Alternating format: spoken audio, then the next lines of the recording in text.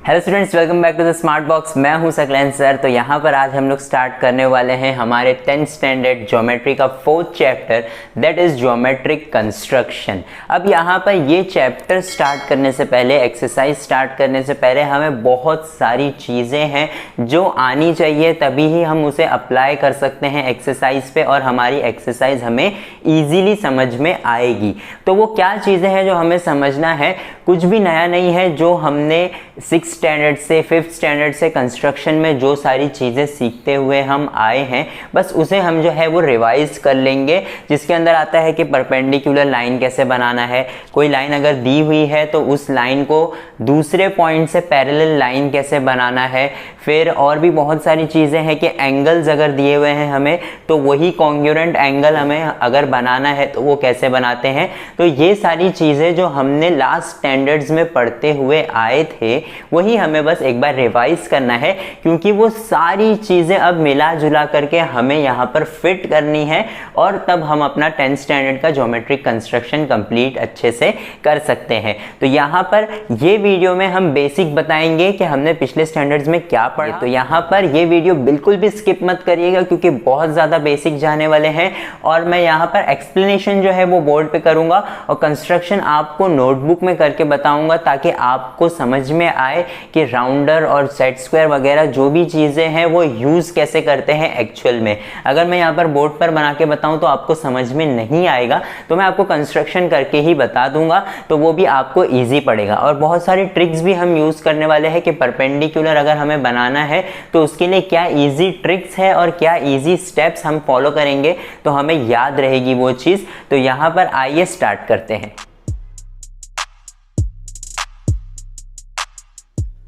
तो आइए यहाँ पे स्टूडेंट्स हम सबसे पहला हमारा बेसिक कंस्ट्रक्शन देख लेते हैं, that is to construct a perpendicular bisector. यहाँ पर हम सीखेंगे कि परपेंडिकुलर बाइसेक्टर हमें कैसे बनाना है। अब परपेंडिकुलर बाइसेक्टर का मतलब क्या होता है, याद रखिए कि परपेंडिकुलर बनाना और उसका बाइसेक्टर बनाना। परपेंडिकुलर बाइसेक्टर एक अलग चीज़ है, परपेंडिकुलर एक अलग चीज़ है और बाइसेक्टर एक अलग चीज़ है। अब यहाँ पर परपेंडिकुलर का मतलब होता है कि वो जो लाइन है वो 90 डिग्री की होनी चाहिए, तो हम उसे परपेंडिकुलर बोलेंगे। और बाइसेक्टर का मतलब ये है कि वो जो सेगमेंट को हम डिवाइड करेंगे, वो सेगमेंट जो है दो इक्वल पार्ट में डिवाइड होगा, उसे हम बाइसेक्टर कहेंगे। अब यहाँ पर क्या बोला हुआ है हमें कि परपेंडिकुलर बाइसेक्टर बनाना है, यानी वो जो लाइन हम बनाएंगे वो लाइन जो है 90 डिग्री की होनी चाहिए और सेगमेंट को दो इक्वल पार्ट में डिवाइड करने वाली भी होनी चाहिए। अब यहाँ पर हम देख लेते हैं कि अगर हम एक 8 सेंटीमीटर की लाइन ड्रॉ करते हैं, यहाँ से मैं 8 सेंटीमीटर की ड्रॉ लाइन कर लेता हूँ, ठीक है। ये 8 सेंटीमीटर का हमारा एक सेगमेंट हमने ड्रॉ कर लिया है, ठीक है। तो इसे हम सेगमेंट कर देते हैं, this is our segment A B. तो यहाँ पर ये सेगमेंट को अब हमें क्या करना है, एक परपेंडिकुलर बाइसेक्टर बनाना है। तो सबसे पहले परपेंडिकुलर बाइसेक्टर का तरीका हमें पता है, बहुत ही आसान है, हमें राउंडर की ज़रूरत पड़ेगी। अब यहाँ पर क्या करना है, समझिए हम कोई भी पॉइंट ले सकते हैं, स्टार्ट कर सकते हैं हम ए से या बी से, दोनों में से कोई भी पॉइंट से स्टार्ट कर सकते हैं। अब यहाँ पर एक और बेसिक चीज़ जो बहुत ज़्यादा बेसिक है, ये मैं बता दूँ कि बहुत सारे लोग जो है ना राउंडर को इस तरह पकड़ते हैं, इस तरह पकड़ के घुमाने की कोशिश करते हैं, कोई तो इधर ऐसे पकड़ता है और फिर इसे घुमाने की कोशिश करता है।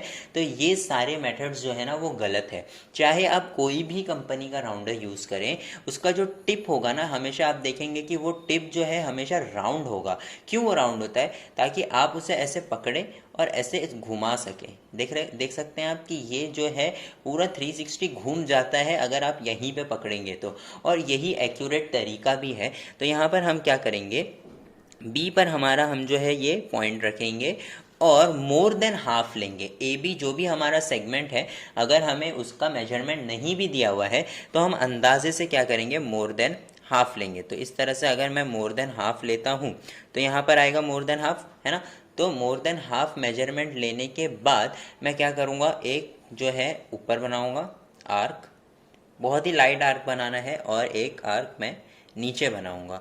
अब यहाँ पर ये जो आर्क्स हम ड्रॉ करते हैं, बहुत सारे बच्चे जब आर्क्स ड्रॉ करते हैं तो बहुत ज़्यादा डार्क ड्रॉ करते हैं। अब वो डार्क ड्रॉ करने की वजह से क्या होता है ना कि पूरे डायग्राम में सारी लाइंस जो होती हैं वो डार्क होती हैं।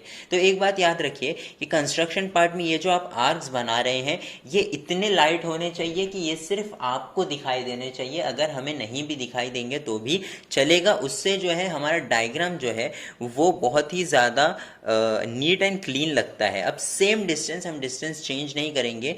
ये जो डिस्टेंस हमने यहाँ पर रख करके ये जो आर्क बनाए थे वही सेम डिस्टेंस हम क्या करेंगे, ए पर रखेंगे और यहाँ पर एक आर्क ड्रॉ करेंगे और यहाँ पर एक आर्क ड्रॉ करेंगे। ठीक है, तो हमने यही सेम डिस्टेंस लेकर के, जो मोर देन हाफ लेकर के ये आर्क ड्रॉ किया था, वही सेम डिस्टेंस हमने ए पर रखा और यहाँ पर एक आर्क और यहाँ पर एक आर्क ड्रॉ कर दिया। अब यहाँ पर ये जो दोनों आर्क जो हमने ड्रॉ किए हैं इन दोनों को हमें बस क्या करना है, बस हमें ज्वाइन कर देना है। हम यहाँ पर एक टिप रखेंगे पेंसिल का और यहाँ पर रखेंगे और इस तरह से हम ज्वाइंट कर देंगे। अब हम देख सकते हैं कि ये जो हमारा है ये हमारा एक लाइन सेगमेंट होगा। ठीक है, अब हम देख सकते हैं कि ये जो लाइन बनाई हमने, ये जो लाइन एल है, ये लाइन एल जो है ए बी को दो इक्वल पार्ट्स में डिवाइड भी करेगी और 90 डिग्री भी रहेगी। तो हम वो चेक कर सकते हैं। यहाँ पर सबसे पहले हम जो है इसे 90 डिग्री की साइन दे देंगे।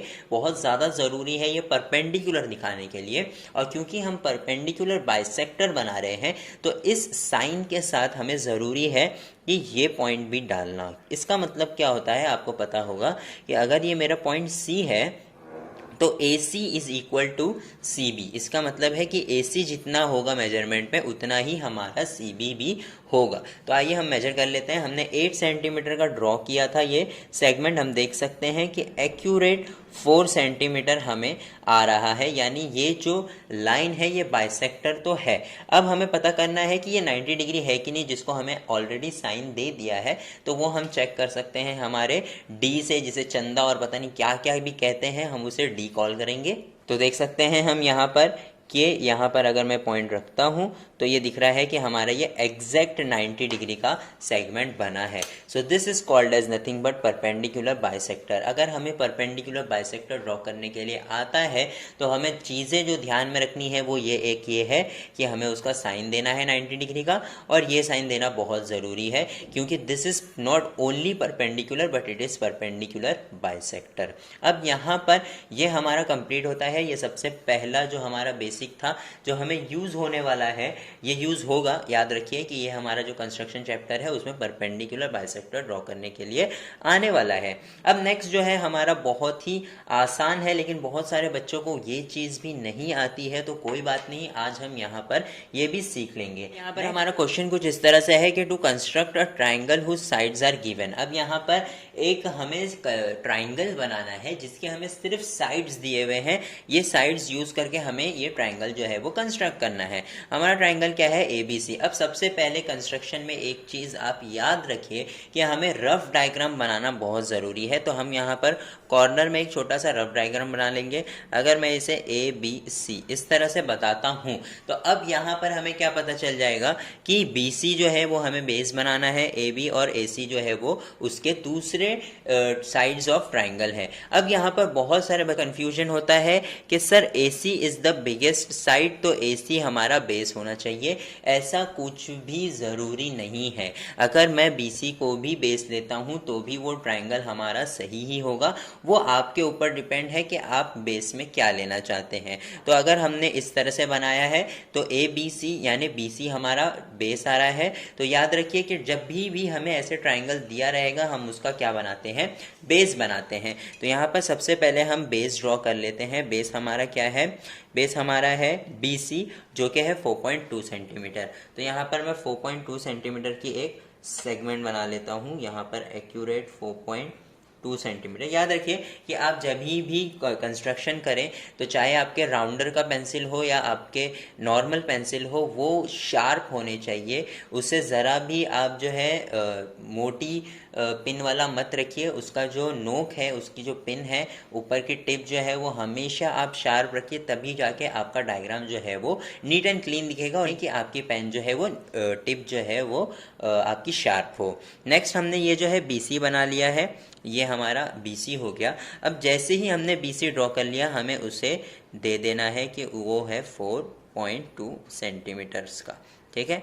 अब यहाँ पर हमारा BC ड्रॉ हो गया है। नेक्स्ट हमें AB और AC ड्रॉ करना है। अब कैसे करेंगे, क्योंकि AB हमारा 5.4 है तो हम 5.4 ऐसे ले लेंगे, बट उसका एंगल हमें नहीं पता है तो इस वजह से हम कैसे भी नहीं ले सकते।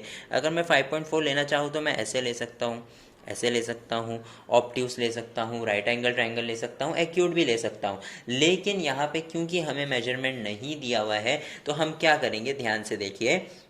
अगर मुझे AB ड्रॉ करना है, AB मेरा क्या है 5.4 सेंटीमीटर है, तो 5.4 सेंटीमीटर मैं जो है दो डॉट बना लेता हूँ। ये जो दो डॉट है ये 5.4 सेंटीमीटर के हैं। अब मैं अपना राउंडर लूँगा और अपने राउंडर को इन दोनों इस पे रखूँगा, इन दोनों पॉइंट्स पर।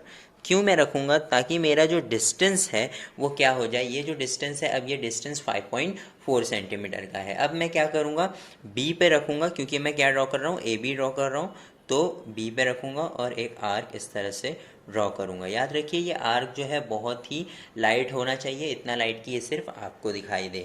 नेक्स्ट हमारा क्या है, नेक्स्ट हमारा AC है, तो AC हमारा 6 सेंटीमीटर का है। तो अब हम यहाँ पर क्या करेंगे, 6 सेंटीमीटर का मार्क ले लेंगे। 6 सेंटीमीटर का हमारा मार्क हो गया। अब क्या करेंगे, हम 6 सेंटीमीटर एक्सटेंड करेंगे इसे इस तरह से, तो ये हो गया हमारा 6 सेंटीमीटर। यानी अब ये जो डिस्टेंस है हमारा ये 6 सेंटीमीटर है। अब क्योंकि हम क्या ड्रॉ कर रहे हैं, AC ड्रॉ कर रहे हैं, तो C पे मैं रखूँगा और ये 6 सेंटीमीटर के आर्क को इससे क्या करूँगा, इंटरसेक्ट करवा दूँगा। अब ये जो मेरा पॉइंट है ये मेरा पॉइंट A हो जाएगा, ये मेरा पॉइंट A हो गया। अब मैं क्या करूँगा, मैं अब AB को और AC को क्या कर दूँगा, ज्वाइंट कर दूँगा से और इस तरह से। अब आप देख सकते हैं कि मेरा AB और AC ज्वाइंट हो गया है।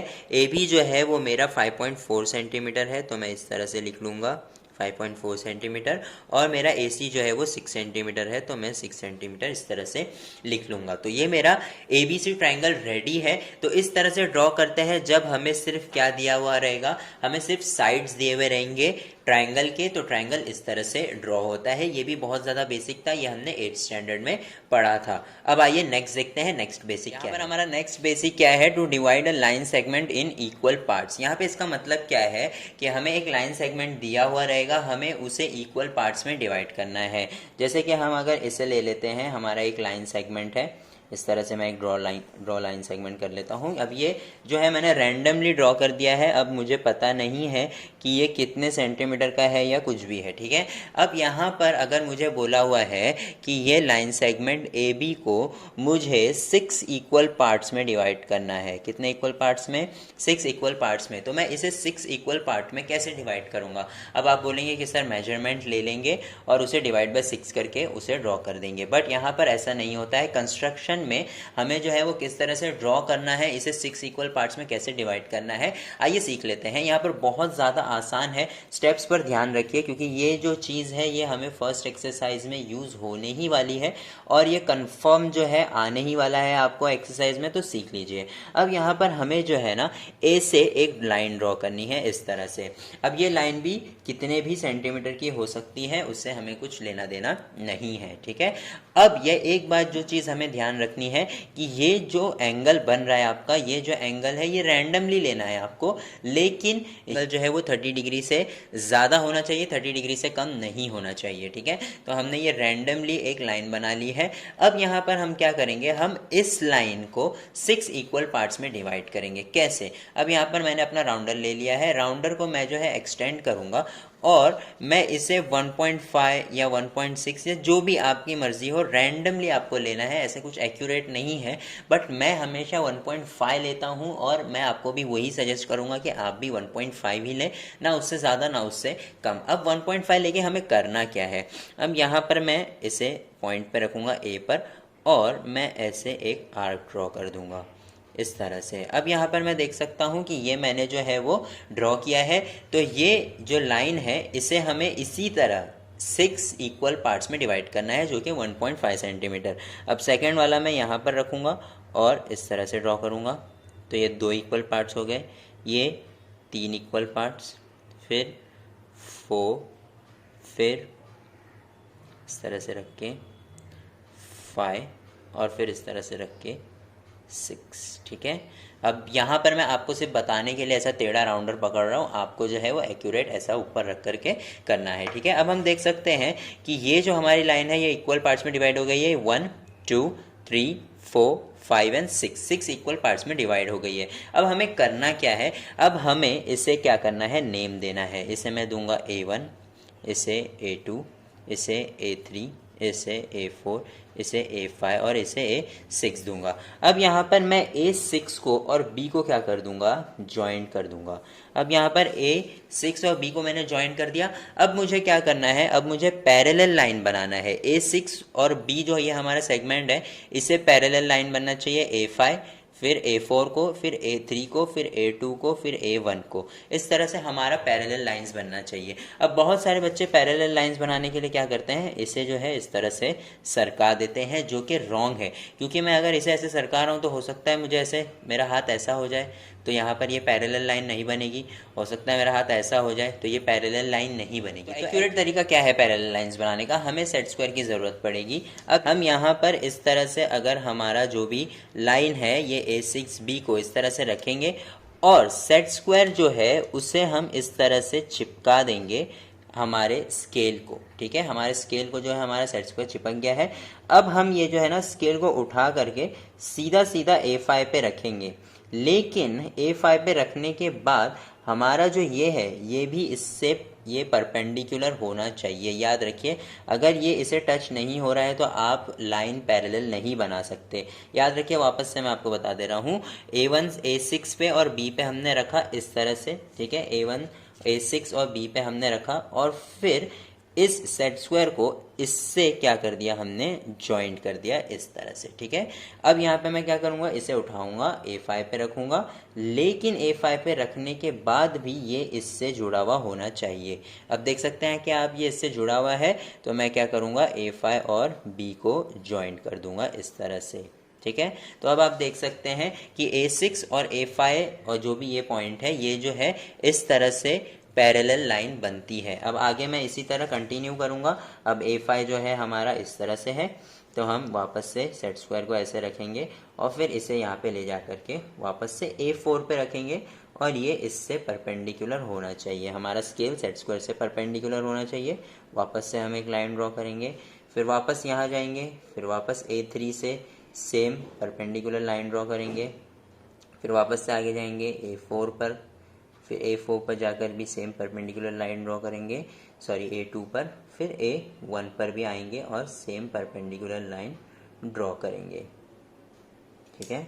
हम A1 जो है वो यहाँ पर है, तो हमने ये परपेंडिकुलर लाइन ड्रॉ कर दी, ठीक है। तो हम यहाँ पर अब देख सकते हैं कि यहाँ से यहाँ तक ये हमारा फर्स्ट पार्ट, ये सेकंड, ये थर्ड, ये फोर्थ, ये फिफ्थ और ये सिक्स्थ, यानी हमने AB को 6 इक्वल पार्ट्स में डिवाइड कर लिया। अगर हम इसका मेजरमेंट लेते हैं तो हम देख सकते हैं कि यहाँ पर हमारा सेकंड सेक्शन है वो हमारा 1.7 सेंटीमीटर का है, यहाँ पर भी 1.7, यहाँ पर भी हमारा 1.7, यहाँ पर भी हमारा 1.7 और ये जो भी तीनों 6 के 6 सेक्शंस हैं हमारे, ये हमारे 1.6 के ही बन रहे हैं। तो इस तरह से हम क्या, यहाँ पर हमने इस तरह से सेगमेंट AB को 6 इक्वल पार्ट्स में डिवाइड कर दिया। अब हो सकता है आगे जाकर के आए कि हमें सेगमेंट AB को 4:2 के रेशियो में डिवाइड करना है। तो अभी हमें पता है कि ये 4 है और ये 2 है, दोनों को मिला के कितना होगा, 6। तो हम क्या करेंगे, AB को वापस से 6 इक्वल पार्ट्स में डिवाइड करेंगे। तो यहाँ से यहाँ तक हमारा जो रेशियो हो जाएगा वो हो जाएगा 4 और यहाँ से यहाँ का रेशियो हो जाएगा हमारा 2।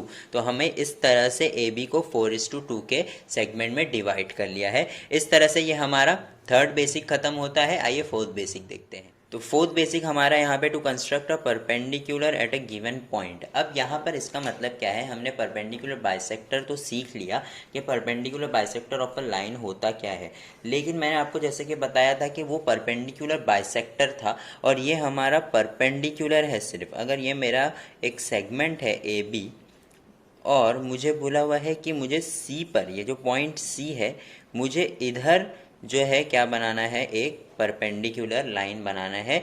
पॉइंट सी से एक परपेंडिकुलर लाइन बननी चाहिए। तो अब आप बोलेंगे कि सर हम लोग यहाँ पर ये 90 डिग्री रख करके एक लाइन बना देंगे तो हो जाएगा, लेकिन हो सकता है कि वो एक्यूरेट हो भी और ना भी हो, उससे भी कर सकते हैं, लेकिन बेस्ट हमारा तरीका है कि हम राउंडर यूज़ करें। अब with the use of a rounder हम कैसे ड्रॉ कर सकते हैं perpendicular to the given point. अब यहाँ पर हमें इस पॉइंट पर हमें हमारा जो है वो पॉइंट रखना है और पेंसिल की नोक जो है वो ज़्यादा नहीं, बस थोड़ी सी जो है बाहर करनी है। अब यहाँ पर हम एक आर्क इस तरफ बनाएंगे और एक आर्क इस तरफ बनाएंगे। दो आर्क हम ड्रॉ कर लेंगे, इधर एक और एक इधर। इस तरह से same distance from the centre, इसे एज अ सेंटर लेकर के दो जो है हम यहाँ वहाँ एक आर्क, दो आर्क बना लेंगे।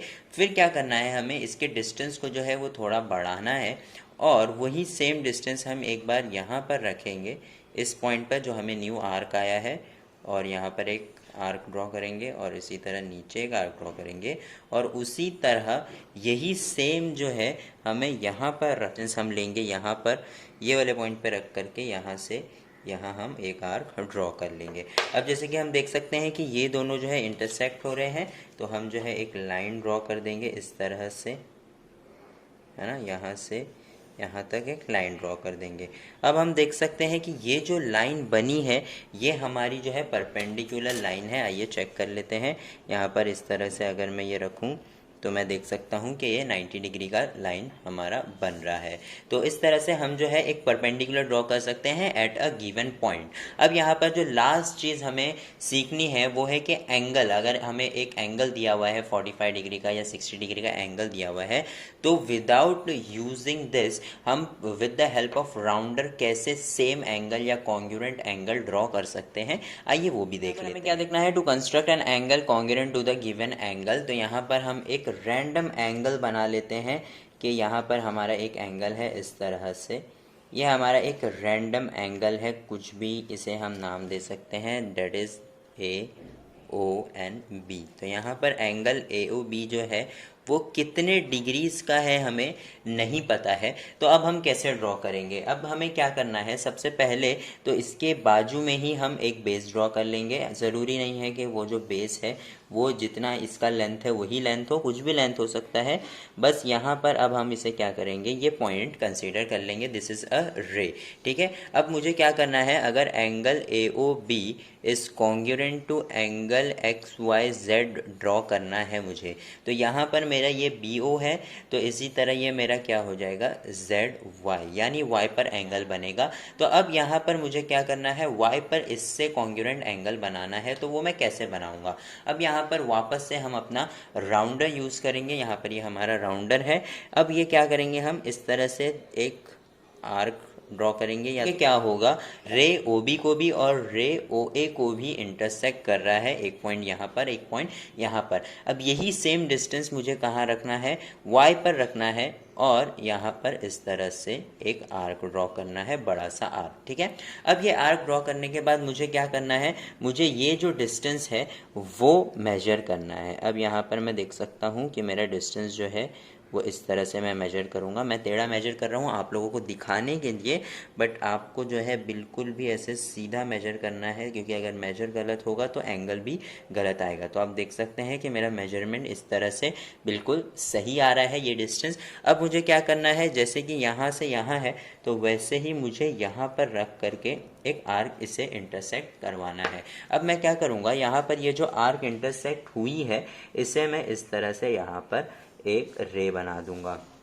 अब यहाँ पर मैं देख सकता हूँ कि ये मेरा पॉइंट हो जाएगा X, तो ये XYZ एंगल रेडी है जो कि इसको कॉन्ग्रुएंट है। अब हम जो है मेजर कर कर देख लेते हैं कि हमने सही बनाया है या नहीं।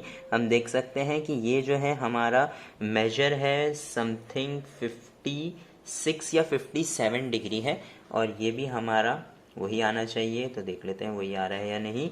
तो ये भी हमारा जो है वो 56 या 57 डिग्री आ रहा है। तो इस तरह से जो है हम एक गिवन एंगल को देख करके उसी का सेम कॉन्ग्रुएंट एंगल बना सकते हैं। ये सारी चीज़ें हमने जो है पिछले स्टैंडर्ड में पढ़ी थी, और ये सारी चीज़ें जो है हमें यूज़ होने वाली हैं फर्स्ट प्रैक्टिस सेट में as well as second practice set में। तो यहाँ पर